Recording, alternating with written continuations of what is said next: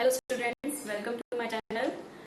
तो आज हम डिस्कस करेंगे म्यूटेशन थ्योरी ऑफ इवोल्यूशन। हमने लास्ट वीडियो में डार्विन थ्योरी पढ़ी थी। तो डार्विन ने जो बताया था, उन्होंने क्या बताया था कि जो इवोल्यूशन होता है वो एक ग्रेजुअल प्रोसेस होता है और उसमें जो एडेप्टेशंस के थ्रू कैरेक्टर्स डेवलप होते हैं वो ही इनहेरिटेड होते हैं। लेकिन यहाँ पे जो म्यूटेशन थ्योरी दी गई वो दी थी किसने? ह्यूगो डेव्रिस ने।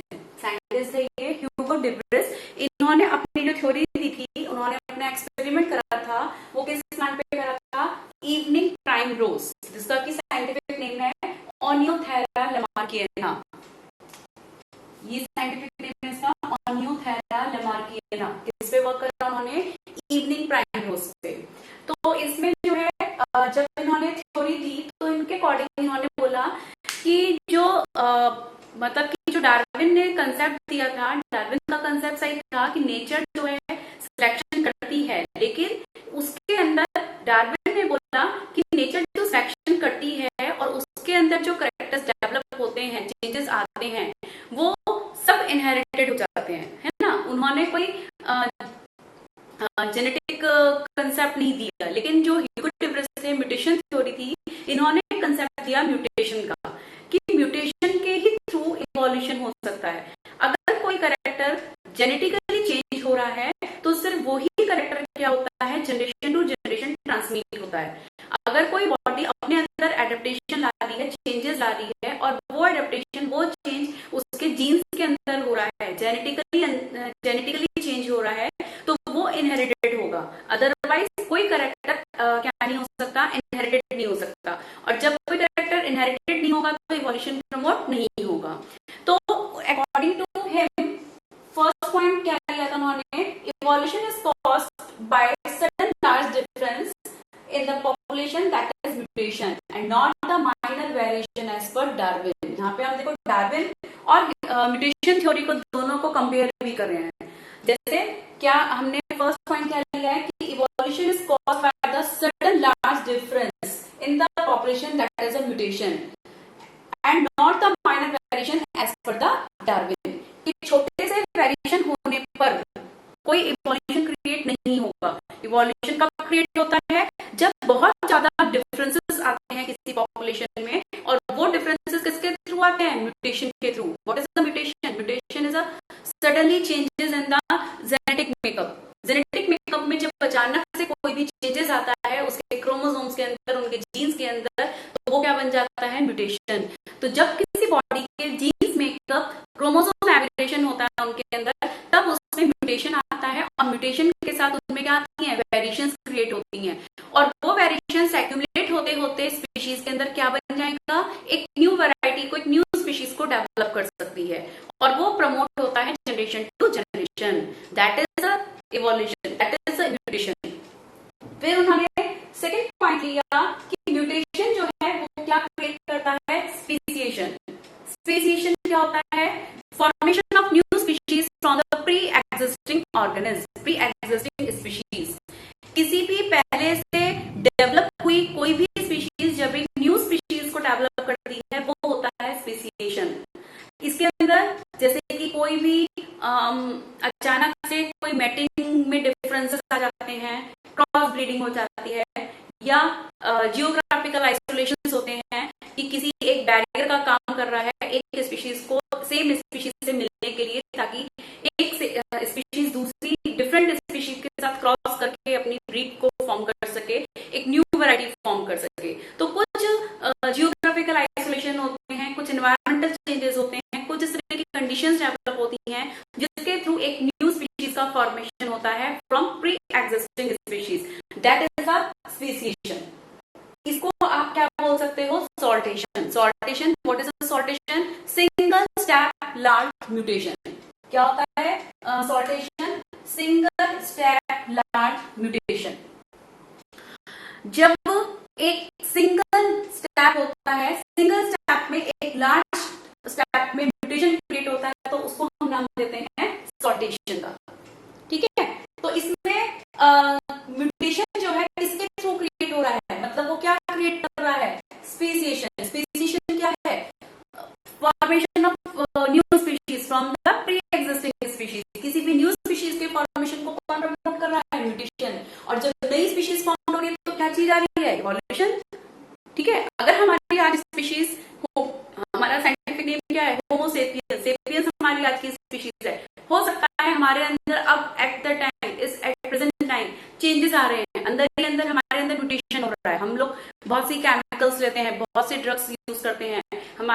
अल्ट्रासाउंड होते हैं, एक्सरेज होते हैं, तो वो कहीं ना कहीं ये सब म्यूटाजेनिक सब्सटेंसेस हैं जो हमारे अंदर क्या कर रहे हैं, चेंजेस ला रहे हैं, हमारे अंदर क्या कर रहे हैं, हमारे क्रोमोसोमल को, क्रोमोसोम और जीन्स मेकअप को डिस्टर्ब कर रहे हैं, जिससे कि हमारे अंदर क्या होता है, कई डिफरेंट कैरेक्टर्स डेवलप हो सकते हैं। लेकिन ये कैरेक्टर अभी शो नहीं होंगे हमें, कब शो होंगे, आफ्टर मैनी जनरेशन, जिससे कि वो क्या होंगे, ये कैरेक्टर एक्यूमुलेट होते होते एक न्यू स्पीशीज को फॉर्म कर सकते हैं, तब एक ह्यूमन की एक न्यू स्पीशीज फॉर्म हो सकती है।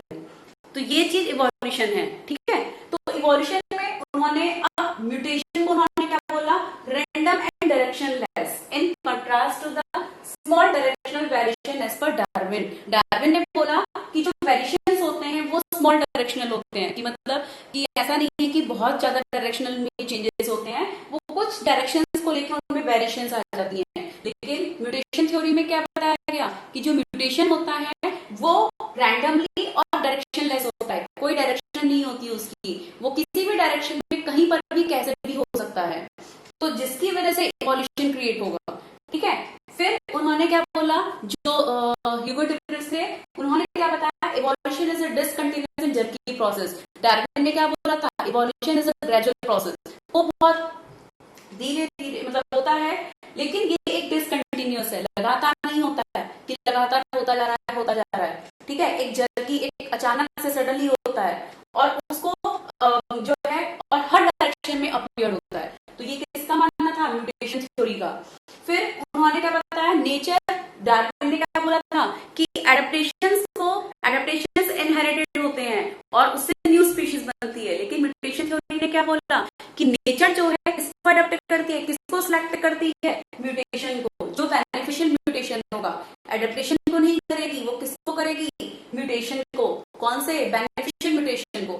बेनिफिशियल म्यूटेशन को अडेप्ट करेगी, और जो लीथल म्यूटेशन होगा, खराब, जो बैड इफेक्ट देगा, उस म्यूटेशन को क्या कर देगी, एलिमिनेट। जैसे हमने उसमें बोला था ना, सर्वाइवल ऑफ द फिटेस्ट, जो फिट है वही हिट है, तो वही यहाँ पर बोला है, जो म्यूटेशन फिट है वही आगे जा रहा है, वही सर्वाइव कर रहा है, और जो दूसरा म्यूटेशन है जो बैड इफेक्ट दे रहा है, वो क्या हो रहा है, एलिमिनेट हो रहा है। तो ये थी थ्योरी म्यूटेशन की, और इस म्यूटेशन थ्योरी की हमने साथ साथ हमने किसको कंपेयर कर रहा है इसके साथ, डार्विन की थ्योरी को। तो डार्विन ने क्या बोला था कि evolution is a gradual process, but according to mutation theory evolution is a discontinuous और the jerky process and appeared in all direction, ठीक है।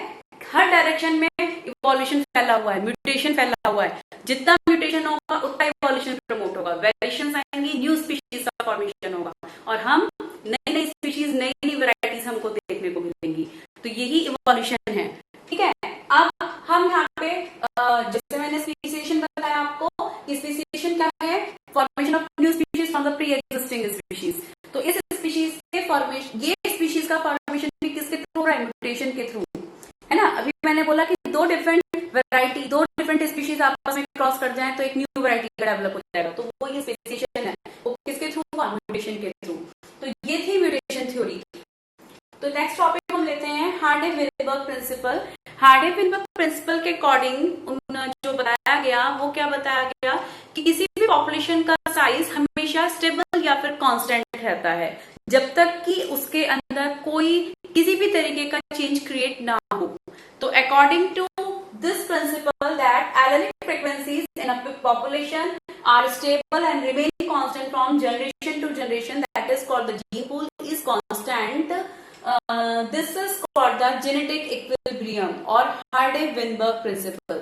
What is the gene pool? Total number of genes and their alleles in a population. किसी भी population के अंदर उसका total gene और उसके alleles मिलके क्या कहलाते हैं, जीन पूल। तो किसी भी पॉपुलेशन के अंदर एलेलिक फ्रीक्वेंसी हमेशा कांस्टेंट और स्टेबल रहती है जनरेशन टू जनरेशन तक। उसको उस प्रिंसिपल को या इस प्रोसेस को हम स्टेटमेंट को हम क्या बोलते हैं, जेनेटिक इक्विलिब्रियम या फिर हार्डी-विनबर्ग प्रिंसिपल। इसको इन्होंने एक इक्वेशन से डिनोट करा है, शो करा है, P square plus twice P Q plus Q square is equal to 1।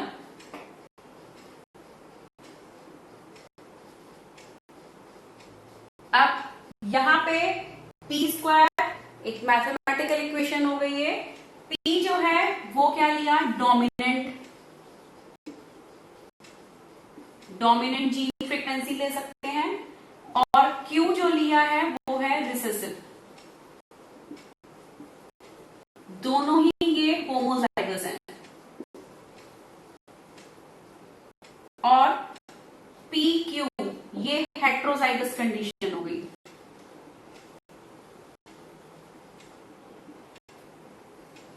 ये क्या हो गया? हेट्रोजाइगस।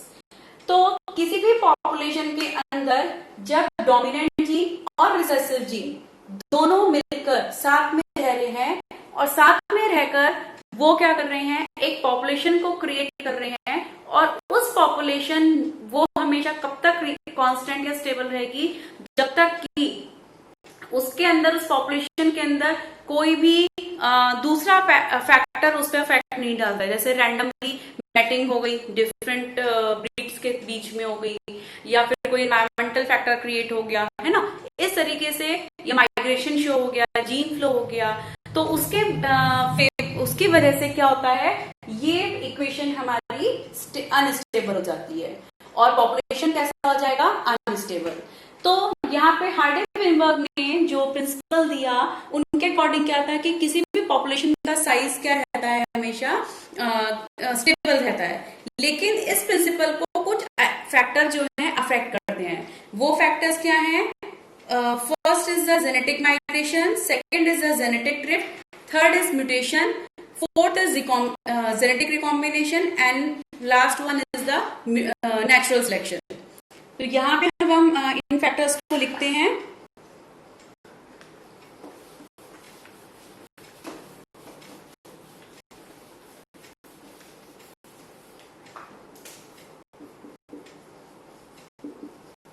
फैक्टर्स अफेक्टिंग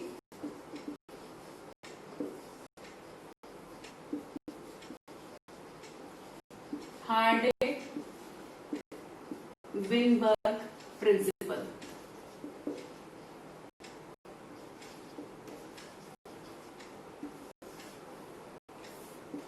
फर्स्ट हमें क्या ले रहे हैं इसमें? Gene migration.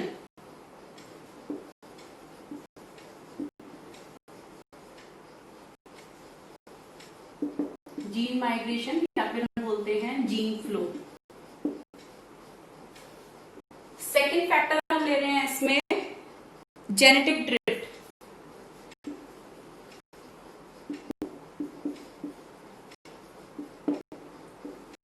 थर्ड ले रहे हैं इसमें mutation. Fourth is genetic recombination.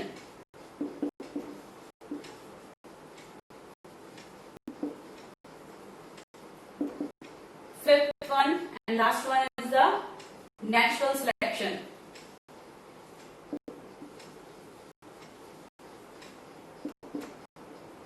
तो ये 5 फैक्टर हैं जो हार्डी-वेनबर्ग प्रिंसिपल को अफेक्ट करता है। इंपॉर्टेंट टॉपिक है हार्डी-वेनबर्ग प्रिंसिपल।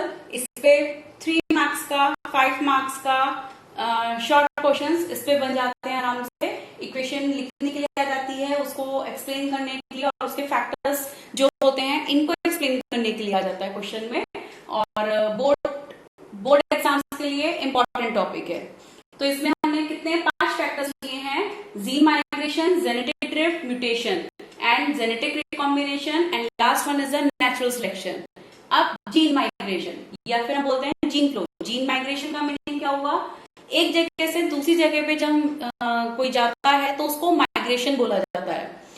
तो अगर किसी भी पॉपुलेशन के अंदर कोई बाहर से कोई आता है, सपोज करो हमारे घर में हम 4 मेंबर हैं और उसमें कोई 2 जने बाहर से हमारे घर पे गेस्ट लेने के लिए आ गए, तो हमारा पॉपुलेशन का साइज क्या हो गया? इंक्रीज। कुछ टाइम के लिए हुआ लेकिन इंक्रीज हो गया।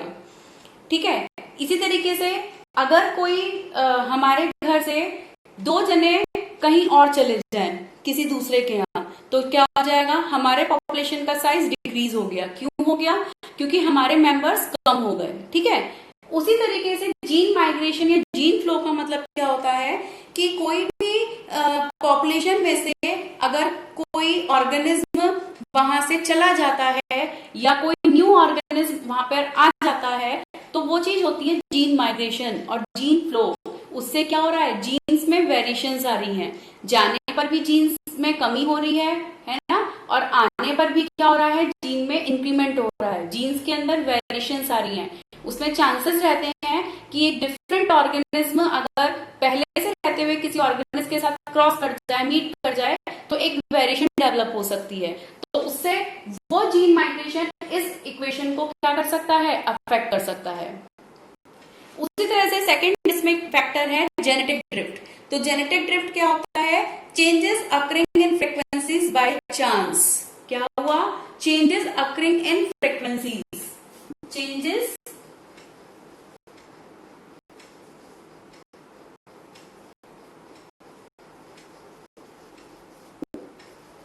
in frequencies is called the genetic drift.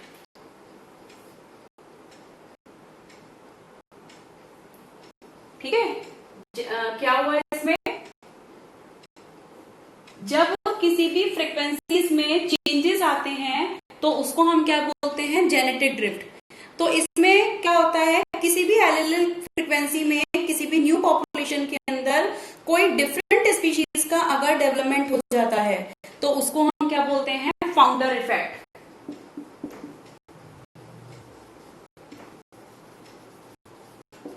ठीक है, और जो न्यू स्पीशीज बनेगी वो कहलाती है फाउंडर। अगर सपोज करो किसी भी, हम एक एरिया में रह रहे हैं, यहाँ पे हमारा सेटलमेंट है, लेकिन हम किसी भी रीजंस की वजह से यहाँ से जाकर किसी दूसरे में एरिया में जाकर रहने लग जाएं, तो जो हम वहां पे जाके एक न्यू सेटलमेंट कर रहे हैं, नया स्टैब्लिशमेंट ला रहे हैं अपने अंदर, तो वो वहां के लिए क्या हुआ, फाउंडर इफेक्ट हो गया, और वहां पे एक नया चेंज आया, नया ऑर्गेनिज्म आ रहा है, नया ऑर्गेनिज्म आ रहा है, नया एनवायरमेंट क्रिएट हो रहा है, तो वो वहां के लिए क्या हुआ, फाउंडर, कि उसने नयापन, एक न्यू वैरायटी लेकर आ रहा है, तो वो क्या चीज हुई, फाउंडर। तो वही चीज हम यहाँ समझा रहे हैं कि किसी भी फ्रीक्वेंसीज में, जीन्स की फ्रीक्वेंसी में अगर अचानक से कोई चेंजेस आ जाते हैं, तो उसके चेंजेस आने से एक ऑर्गेनिज्म की पॉपुलेशन में एक न्यू स्पीशीज का फॉर्मेशन होता है, तो उस इफेक्ट को हम बोलते हैं फाउंडर इफेक्ट, और जो न्यू स्पीशीज बनती है वो क्या कहलाती है, फाउंडर।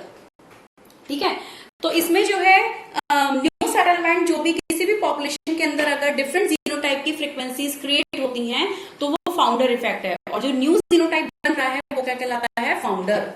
ठीक है, तो formation of a different genotype in new settlement is called the founder effect. क्या डेफिनेशन बोल सकते हो आप इसकी, formation of a different genotype in a new population, formation of new species by new settlement in a population, वो क्या कहलाता है, फाउंडर इफेक्ट। ठीक है, अब इसमें नेक्स्ट फैक्टर लेते हैं, म्यूटेशन। तो म्यूटेशन क्या बताया था हमने अभी, कि किसी भी क्रोमोसोम या किसी भी जेनेटिक मेकअप में अचानक से जब चेंजेस आ जाते हैं तो उसको हम म्यूटेशन बोलते हैं, और म्यूटेशन जो है वो किसी भी न्यू फिनोटाइप को, न्यू जीनोटाइप को फॉर्म करने में हेल्प करता है। ठीक है, क्योंकि म्यूटेशन की वजह से ही क्या होता है, इवोल्यूशन क्रिएट होता है। Genetic recombination, next factor genetic recombination. Genetic recombination में क्या होता है कि इसमें कोई दो जीन्स आपस में क्रॉस करके, दो क्रोमोसोम्स आपस में क्रॉस करके, दो उनके मतलब क्रॉसिंग, उनके आपस में क्रॉस ओवर हो जाते हैं क्रोमोसोम्स, और क्रॉस ओवर होने के बाद एक जो नया क्रोमोसोम बनेगा उसके अंदर दोनों क्रोमोसोम का थोड़ा थोड़ा सेगमेंट होगा, जिससे कि एक न्यू कैरेक्टर डेवलप होगा, तो वो कहलाता है रिकॉम्बिनेशन, जेनेटिक रिकॉम्बिनेशन। तो इसके थ्रू एक न्यू कैरेक्टर क्या होगा वहां पे पॉपुलेशन में डेवलप हो सकता है। इन फैक्टर्स के थ्रू ये इक्वेशन हमारी क्या हो रही है, अफेक्ट होती है। नेक्स्ट इसमें है नेचुरल सिलेक्शन। नेचुरल सिलेक्शन में वही आ गया कि नेचर जो है अपने अंदर अगर चेंजेस लेकर आती है, उसमें हेरिटेबल वेरिएशंस आ रही हैं, और वो हेरिटेबल अगर चेंज लेकर वो फिट हैं, वो बेनिफिशियल हैं, तो वो क्या हो रही हैं, इनहेरिटेड हो रही हैं, और एक न्यू स्पीशीज को प्रमोट कर सकती है। तो जिसकी वजह से क्या हो रहा है उसमें एक न्यू स्पीशीज के फॉर्मेशन से एक जो प्रिंसिपल है उसके अंदर स्टेबिलिटी चेंज हो जाती है, स्टेबिलिटी के अंदर इफेक्ट पड़ता है। तो ये फैक्टर्स क्या कर रहे हैं, किसको अफेक्ट कर रहे हैं, हार्डी-विनबर्ग प्रिंसिपल को। तो बच्चों अगर आपको कोई भी इस चैप्टर से रिलेटेड कोई भी प्रॉब्लम है या कोई भी क्वेश्चन में क्वेरी है तो आप प्लीज कमेंट बॉक्स में मेंशन करिए, मैं उस क्वेश्चन को आपके लिए डिस्कस करूंगी, एक वीडियो में आपके लिए उसको डिस्कस करूंगी, डिस्क्राइब करूंगी, आपके लिए सोल्यूशन क्रिएट करूंगी, ठीक है। और बाकी और कोई आपको टॉपिक अगर पढ़ना है, कोई आपको और किसी टॉपिक में दिक्कत आ रही है तो आप वो प्लीज कमेंट बॉक्स में मेंशन करिए, मैं आपके लिए वीडियो लेकर आऊंगी, ठीक है। तो आज जो है हम बाकी नेक्स्ट टॉपिक नेक्स्ट वीडियो में पढ़ेंगे। और इससे रिलेटेड आपके लिए एक क्वेश्चन है, टू डिफरेंसेस, आपको दो डिफरेंसेस देने हैं, किसमें, डार्विन थ्योरी और म्यूटेशन थ्योरी में। आपको दो डिफरेंस लिखने हैं, किसमें, डार्विन थ्योरी और म्यूटेशन थ्योरी में। कमेंट बॉक्स के अंदर आपको मेंशन करना है और प्लीज बेल आइकन प्रेस करिए जिससे आपको नोटिफिकेशन आते रहे वीडियो के और आप लोग मेरी वीडियो को देख सकें और बायोलॉजी एंजॉय कर सकें। Thank you.